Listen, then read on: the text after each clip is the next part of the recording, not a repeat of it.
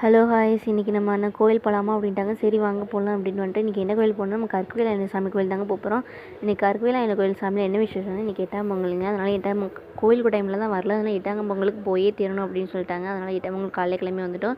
உள்ளே வந்தது எல்லோரும் பொங்கல் வச்சுருந்தாங்க. செம்ம கூட்டங்க. அதனால் சரி உள்ளே போகலாம் அப்படின்ட்டு உள்ளே வரும்போதே அந்த சாமியெல்லாம் வெளியில் இருக்க சாமியெல்லாம் கும்பிட்டு வந்துட்டோம். உள்ளே வந்ததும் அப்புறம் பிள்ளையார் சாமி இருந்துச்சு, பிள்ளையார் சாமி கும்பிட்டுட்டு நம்ம மாலை வாங்கிட்டு வந்தோம். அதனால் மாலையும் கொடுத்தாச்சு. கொடுத்துட்டு அவங்க பூஜை போட்டுட்ருந்தாங்க. நம்ம சாமி ஒழுங்காகவே தெரியலங்க.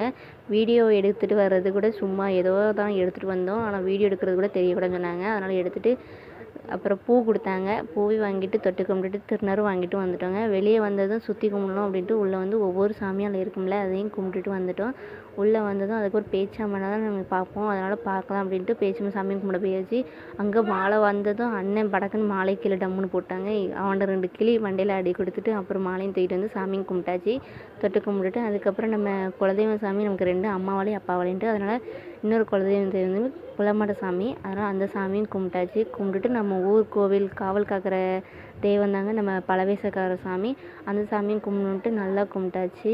கும்பிட்டு அங்கே பஞ்சாமிர்தம் வச்சுருந்தாங்க. எங்கள் அண்ணனுக்கு அதை பார்த்ததும் ரொம்ப நாக்கு வரிட்டு இருந்துச்சு. அவனை கிண்டல் பண்ணிவிட்டு அதுக்கப்புறம் நானும் பக்கத்தில் இருக்க சாமியும் கும்பிட்டாச்சு. சாமி கும்பிட்டோன்னே போமான்னு சொன்னாங்க. போகக்கூடாது, கொஞ்சம் நேரம் இருந்துட்டு போகலாம் அப்படின்ட்டு நானும் எல்லாருமே உட்கார போயிட்டோம். உட்காரதுக்கு பிளேஸ் பார்த்தா ஒரு பிளேஸும் காலியாக இல்லை. எல்லா இடத்துலையும் ஆட்களாக இருந்துச்சு. ஏன்னா இன்றைக்கி 8ஆம் பொங்கல்னோடனே அதிக கூட்டமாக வந்திருந்தது. அதனால் சரி நமக்கு இடம் கிடைக்காமையே போயிடும் அப்படின்ட்டு நம்மளும் நடந்து போயிட்டுருந்தோம். அப்புறம் பார்த்தா அதில் ஒரு இடம் கிடச்சிச்சு, அதுலேயும் உட்காந்தாச்சு. அதுக்கப்புறம் மேலே எல்லோரும் இருந்தாங்க, நம்மளும் மேலே போவோம் அப்படின்ட்டு பார்த்துட்டு நாங்களும் மேலே போயிட்டு வீட்டுக்கும் கிளம்பிட்டோங்க.